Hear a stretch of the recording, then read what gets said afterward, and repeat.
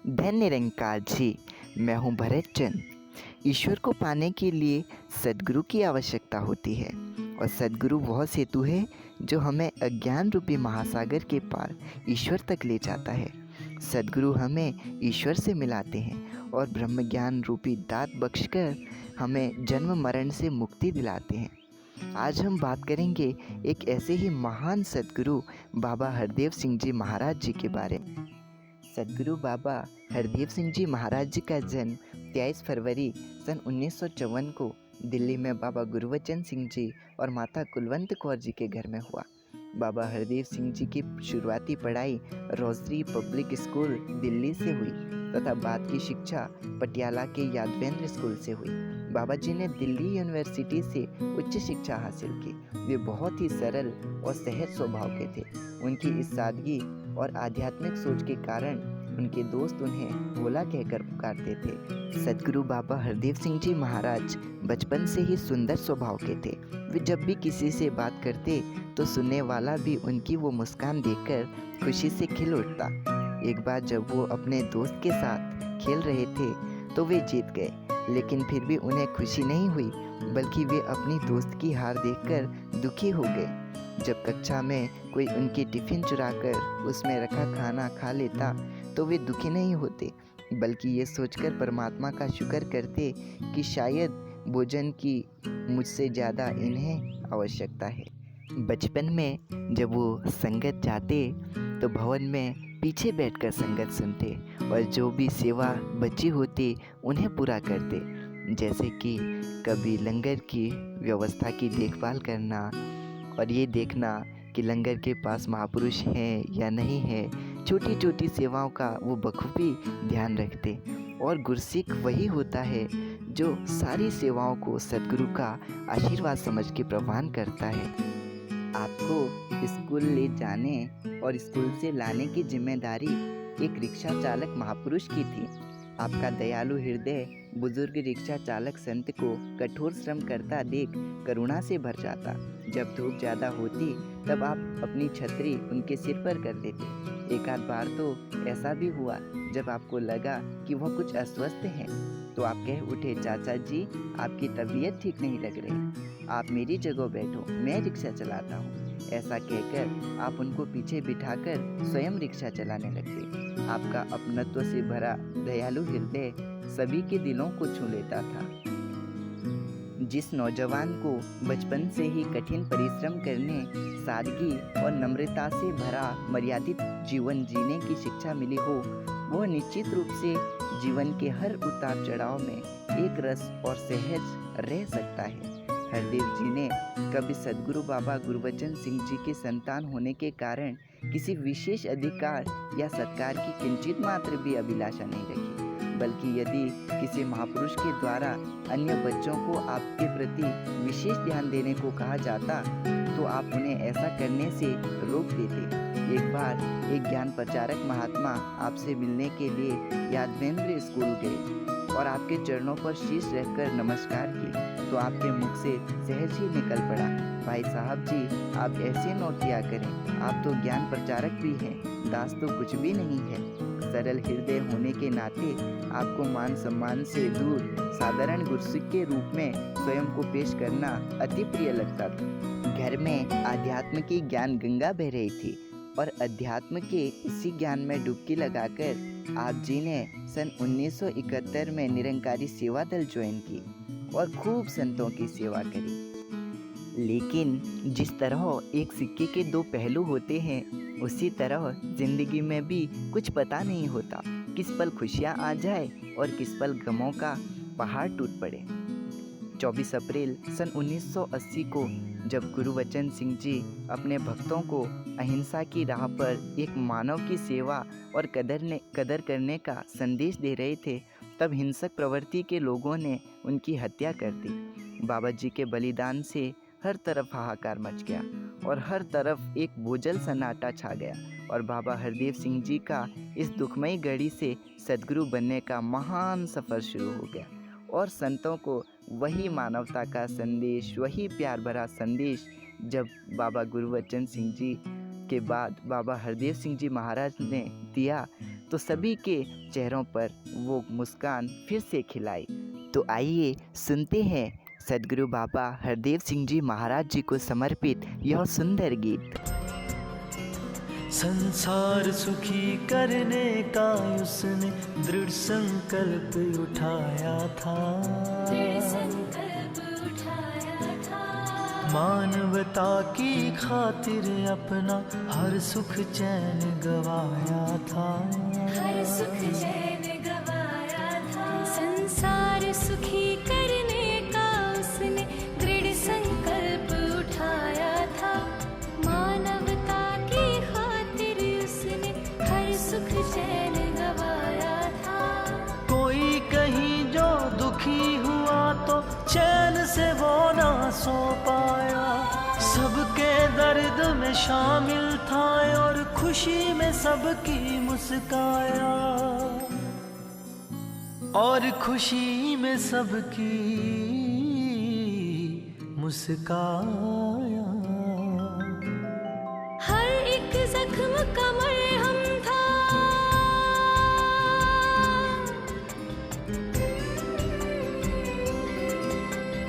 हर एक जख्म का मरहम था। बीमार का चैनो करार था, प्यार प्यार बरसा गया वो एक मसीहा प्यार का।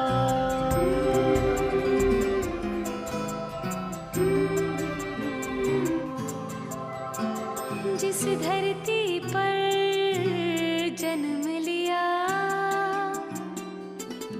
उस धरती का भी उद्धार किया। वृक्षारोपण और सफाई अपना कर इस धरती का श्रृंगार किया। कहता था मन और बाहर की करनी खूब सफाई है, प्रदूषण अंदर या बाहर दोनों ही दुखदाई है। बड़ा निराला ढंग था उसका,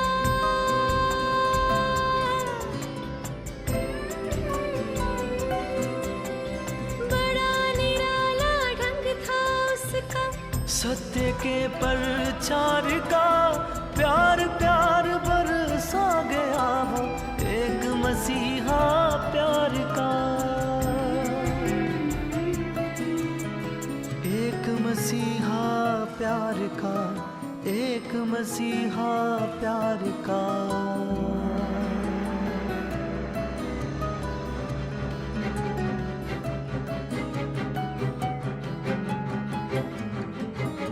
नफरत वैर ने दुनिया में जब हिंसा की आग लगाई थी,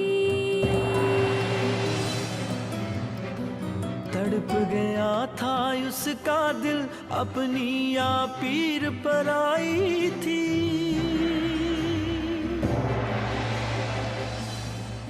अपनी या पीर पर आई थी। खून नाड़ियों में ही बहे ये उसकी ही सिखलाई थी, रक्तदान की शिक्षा देकर कितनी ही जानें बचाई थी। कर्ज चुकाया जा नहीं सकता, कर्ज चुकाया जा नहीं सकता उसके किसी उपकार का, उसके किसी उपकार का। प्यार प्यार बरसा गया वो एक मसीहा प्यार का, एक मसीहा प्यार का, एक मसीहा प्यार का।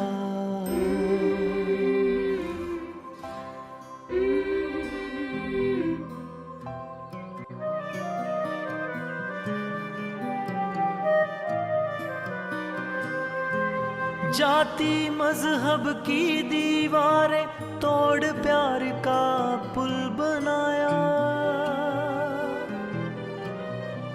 एकत्व और मिल बर्तन का दुनिया दुनिया भर में पाठ पढ़ाया।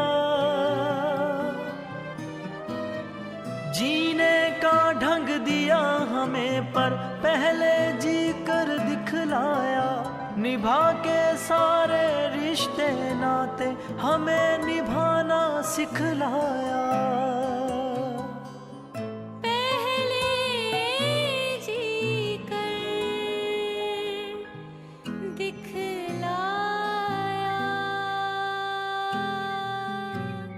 जीवन की अंतिम सांसों तक,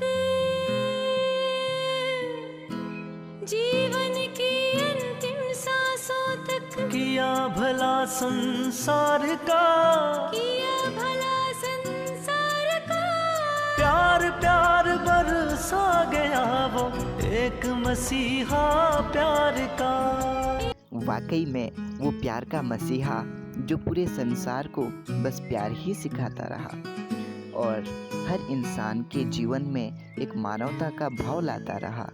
वाकई में इनके जीवन से हमें बहुत से संतों के गुण सीखने को मिलते हैं कि वाकई में सद्गुरु देह नहीं, सद्गुरु ज्ञान होता है। और बाबा जी के उन प्रवचनों की याद आती है कि जैसे बाबा जी ने एक बार कहा था कि संत की मत संवारती है और मनमत हमेशा डुबोती है। जैसे बाबा जी ने वो एक कहानी का सहारा लेके सबको कैसे वो संत मत के संवारने का एक उदाहरण दिया कि नदी के किनारे पर एक लंबा पेड़ था। वो तेज आंधी में यूं गिरा कि उसके ऊपर का हिस्सा नदी के दूसरे किनारे पे जा टिका और वह वृक्ष एक पुल का रूप बन गया।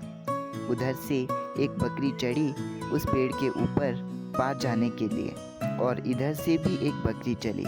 मध्य में दोनों ही आमने सामने थी। पेड़ की चौड़ाई इतनी थी नहीं, एक समय पर एक ही निकल सकती थी।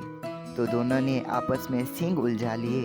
वो कहे कि मैंने पहले कदम रखा है इस पुल के ऊपर, दूसरी कहे कि मैंने पहले कदम रखा था। इस विवाद में दोनों ही पानी में गिर गई। बहाव उनको बहा कर ले गया और उनका अंत हो गया। अब थोड़ी देर के बाद फिर वही दृश्य, दोनों तरफ से एक एक बकरी उस पुल के ऊपर चढ़ी। मध्य में जाकर एक दूसरे से कहने लगी कि मैं पहले यहाँ आई, तू हट जा। दूसरी ने कहा कि दोनों का मकसद तो पार करना ही है, इस नदी से हम पार हो जाएं। मैं बैठ जाती हूँ तो मेरे ऊपर से गुजर जाओ। वो बैठ गई और दूसरी सामने वाली बकरी उसके ऊपर से गुजरकर पार हो गई और जो बकरी बैठी थी उसके बाद वह भी पार हो गई। अब दोनों की बात बन गई, दोनों का ही संवर गया।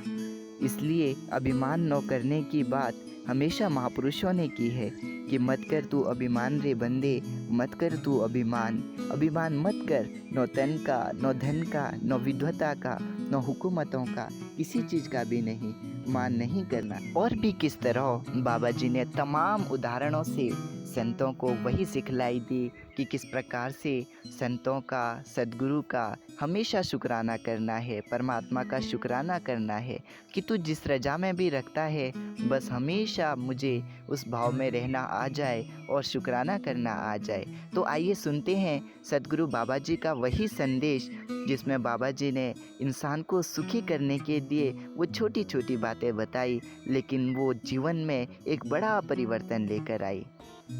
तो वो भी कोई पंक्तियाँ निगाहों के सामने आई कि ज़िंदगी थोड़ी है, हर पल में खुश हूँ, काम में खुश हूँ, आराम में खुश हूँ, पनीर नहीं तो दाल में खुश हूँ।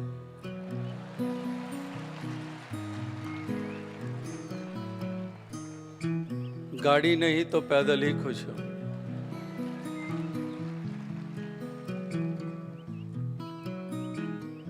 आज दोस्त पास नहीं है तो अकेले ही खुश हूँ। कोई नाराज हो गया है उसकी इस अदा में ही खुश हूँ।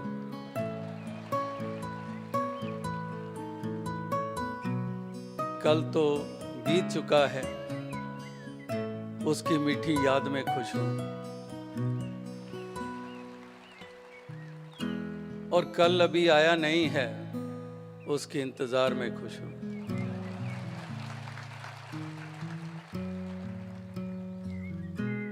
और आखिर में ये पंक्ति आती है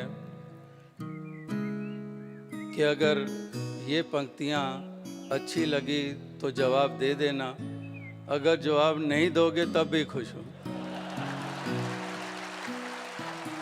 तो इस प्रकार से ऐसी मन की अवस्था हर किसी की बने कि हर हाल में खुश रहें। भिन्न भिन्न फूल होते हैं, वो बगीचे की शोभा बनते हैं, वो एक दूसरे को बर्दाश्त करते हैं। एक ही फ्लावर बेड में, एक ही क्यारी में नाना प्रकार के फूल उस क्यारी में हैं। उन फूलों को तो कभी लड़ते नहीं देखा, उन फूलों को तो नहीं देखा कि एक फूल दूसरे फूल को उखाड़ के उस क्यारी से बाहर फेंक दे। इसीलिए वो शोभायमान है, इसीलिए उनका महत्व है। इसी प्रकार से भक्त सज्जन प्रवृत्ति वाले भी, वो भी फूलों के मानंद भिन्न भिन्न प्रकार के फूल, भिन्न भिन्न महक वाले फूल, वो इस गुलजार की शोभा बनाते हैं, इस धरती को सजाते संवारते हैं, इस धरती के लिए वो वरदान बनते हैं। तो इसी की ही जरूरत है। सात्संगत वाकई में हम सदगुरु बाबा जी के इस आदेश को मान पाए कि हम हर समय बस परमात्मा का शुक्र ही करें। और वो राजू मुल्तानी जी की वो कविता की कुछ पंक्तियाँ याद आती हैं कि बेसहारे थे मिले सहारे जब से यह आधार मिला है, दातें भी अब पीछे आती जब से यह दातार मिला है, दुख क्लेश सब हो गए दूर जब से यह गमख्वार मिला है, हर कोई अब प्यार है देता जब से तेरा प्यार मिला है, अब जीने को दिल करता है जब से यह दिलदार मिला है, जब से सद्गुरु साकार मिला है, अनसंग यह निरंकार मिला है, मैं अदना नाचीज था बंदा गुरु मिला तो हो गया आला, बदकिस्मत था किस्मत जागी मैं भी हो गया किस्मत वाला, चारों ओर था घोर अंधेरा ज्ञान मिला तो हुआ उजाला, एक सजदे में राम मिल गया जाप किया न फेरी माला, जिसे ढूंढती सारी दुनिया मुझे यह 10वां द्वार मिला है, जब से सद्गुरु साकार मिला है, अंग संग यह निरंकार मिला है। बाबा हरदेव सिंह जी महाराज जी का मानव और मानवता को समर्पित जीवन हमें जीवन जीने की, इंसानों से प्यार प्रेम करने की सीख देता है और सभी इंसानों के साथ मिलकर भाईचारे के साथ रहना चाहिए। सदगुरु बाबा जी ने किस प्रकार से वो संतों पर बहुत सारे उपकार किए। एक बार जब एक बहन जी ने बाबा जी के चरणों में अरदास की वो दासी के घर पे चरण डालें, तो बाबा जी ना वो चढ़ाइयाँ देखी, जब पता था वहाँ गाड़ियाँ भी नहीं जाती, लेकिन फिर भी बाबा जी का वो प्यार सबके प्रति ऐसा था कि जो भी संत कह देते उसको वो मानते। और बाबा जी उन चढ़ाइयों को चढ़कर उन बहन जी के घर में पहुँचे। इस प्रकार से न जाने कितने कितने संतों पर बाबा जी ने उपकार किए और ये प्यार का मसीहा था, सबको प्यार ही सिखाता गया। सदगुरु बाबा जी ने पूरे विश्व में निरंकारी मिशन को फैलाया और उस प्रकार एक हरियाली का रूप पूरे निरंकारी मिशन को दिया और सभी संतों को वो सेवा की, नम्रता की, प्यार की एक सीख दी, जिसने सभी के जीवन को निहाल कर दिया। और भी सदगुरु बाबा जी ने ना जाने कितने कितने एहसान निरंकारी मिशन पर किए हैं, हर मानव में किए हैं। तभी वो बात याद आती है कि कर्ज चुकाया जा नहीं सकता हर देव तेरे एहसानों का। जब भी कोई संत दुखी होता और बाबा जी के पास जाता तो बाबा जी की वो मीठी मुस्कान देखकर ही सुखी हो जाता। जब तो बाबा जी का वो प्यार भरा, नम्रता भरा वो कोमल हाथ सर पर आता तो लगता कि संसार की सारी खुशियाँ मेरे पास हैं। और बाबा जी ने सबको वो प्यार भरी एक सीख। तो आइए सुनते हैं सदगुरु बाबा जी के प्रवचनों का ये अमूल्य अंश। संसार तो अभी मनाएगा, वो भी ऐसे रंगों से जो कि हमेशा रहने वाले नहीं होते। और भक्तों ने उस रंग से होली खेल ली है जो रंग हमेशा ही चढ़ा रहता है।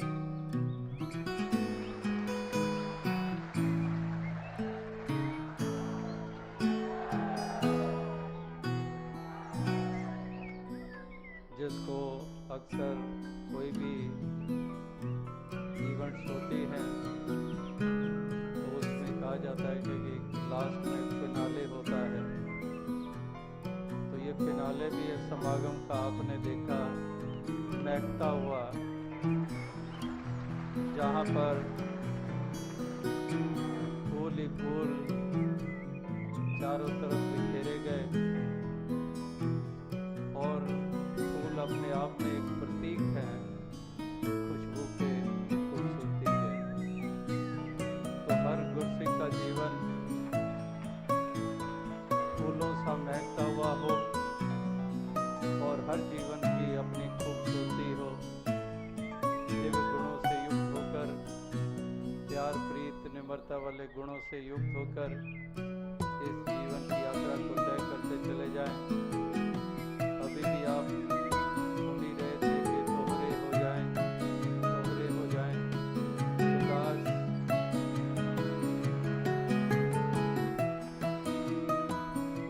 उदास यही सोच रहा था कि जो वाकई ही तोहरे हो जाते हैं, किसके हो जाते हैं, वो विनम्रता में रहते हैं। लेकिन संसार में तोहरे के बजाय चौड़े हो जाते हैं। वो अभिमान में इतने चौड़े हो जाते हैं कि अपने जैसा किसी को नहीं समझते। तो ये तो तोहरे होने में ही ऊंचाई है, बड़ाई है। इस निराकार के होके, एक एक दम एक एक बल, इसी के होके, इसी के रंग में रंग के, रांझा रांझा कर दी आप ही रांझा हुई। इस तरह से ये अपना आप इसी को ही समर्पित करते हैं, इसी के हवाले करते हैं, और बहुत खुशी हासिल हुई ये तमाम समागम के दौरान। और ये अंतिम पड़ाव इस समागम का, इसका भी आप सभी ने भरपूर आनंद लिया है। दातार ऐसी ही खुशियाँ सभी को प्रदान करें, और यही रंग भक्ति का, प्रेम का, ये रंग ये चढ़ा रहे, और इसी रंग में सराबोर रहें। तो होली के साथ केवल रंगों की बात नहीं होती, होली में वो भी होता है जिसको ये भी फिर पता नहीं चलता कि कदम कहाँ जा रहे हैं, जुबान कहाँ जा रही है। यानी कि नशा भी पूरे पूरे जोबन पे होता है, लेकिन यहाँ पर नशा लड़खड़ाने वाला नहीं, यहाँ संभलने वाला नशा है।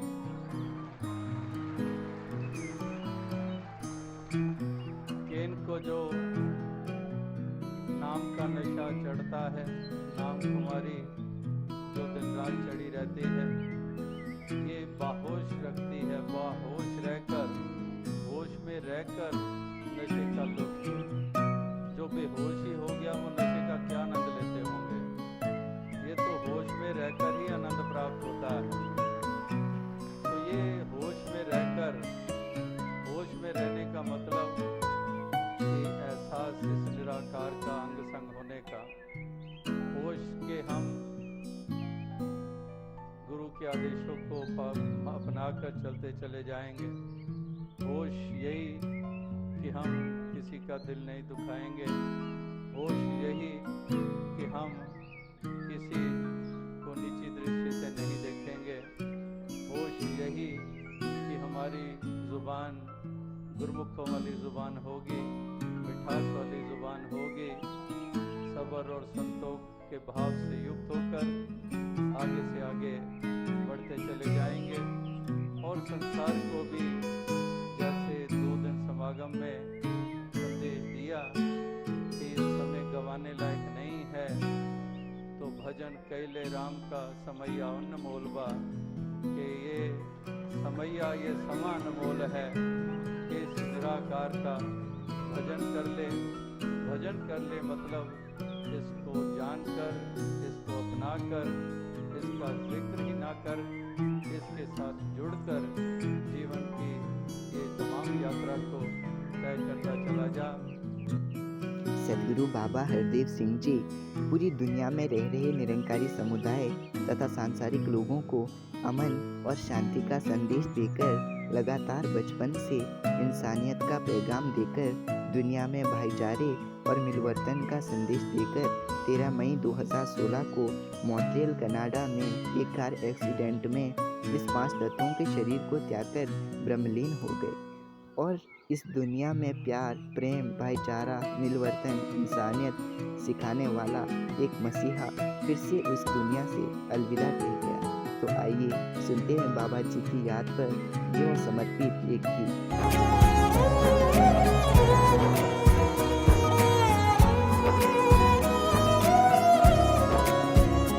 कदे तारे वेखा कदे चन ते चात मारा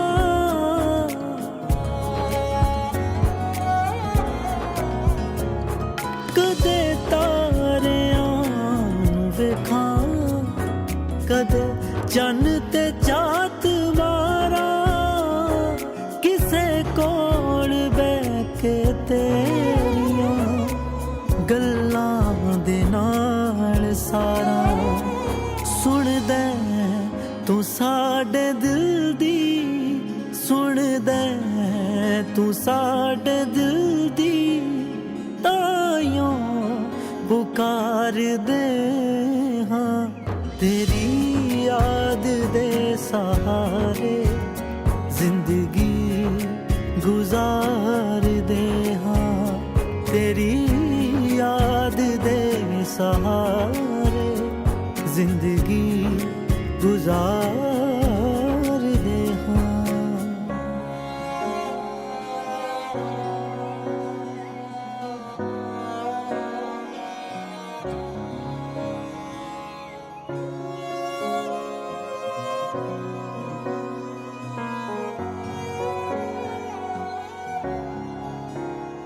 लफ्ज़ां च कहनी होनी तेरे प्यार दी कहानी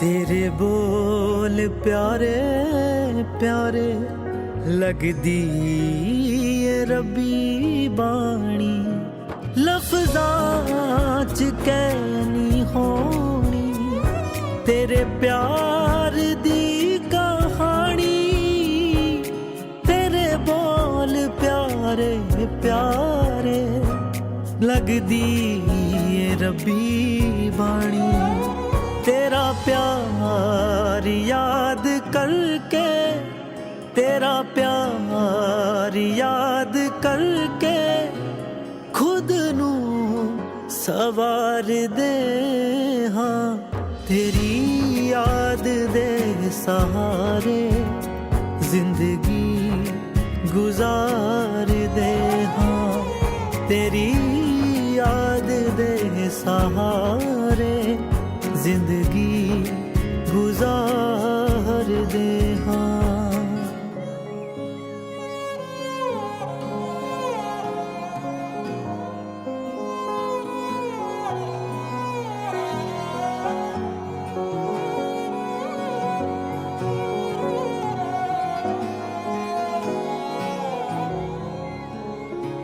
साडे रोम रोम वसदा साहां तो नूर नेड़े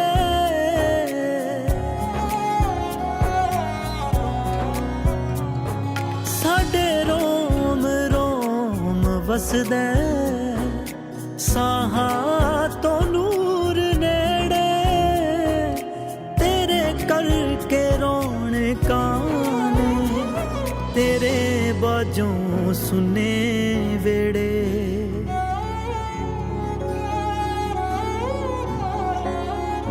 तेरा नाम बंदगी है तेरा नाम बंदगी है हर पल चितार दे हाँ तेरी याद दे सहारे जिंदगी गुजार दे हाँ तेरी याद दे सहारे जिंदगी गुजार दे हाँ।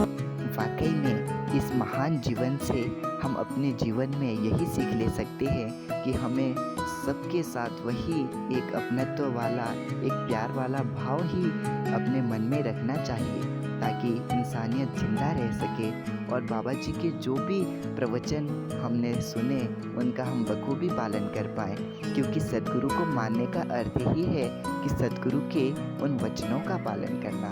क्योंकि अगर हम सद्गुरु के दिए हुए कहे हुए वचनों को अपने जीवन में नहीं मानेंगे तो शायद हम उन सभी सुखों को प्राप्त नहीं कर पाएंगे जो सद्गुरु हमें देना चाहते हैं। हमें हमेशा सद्गुरु के आए हुए वचनों का पालन करना चाहिए और सद्गुरु के जीवन से ली हुई सीखों में अगर हम चलेंगे तो ज़िंदगी में हमें वो परमात्मिक सुख का आनंद बखूबी मिल जाएगा।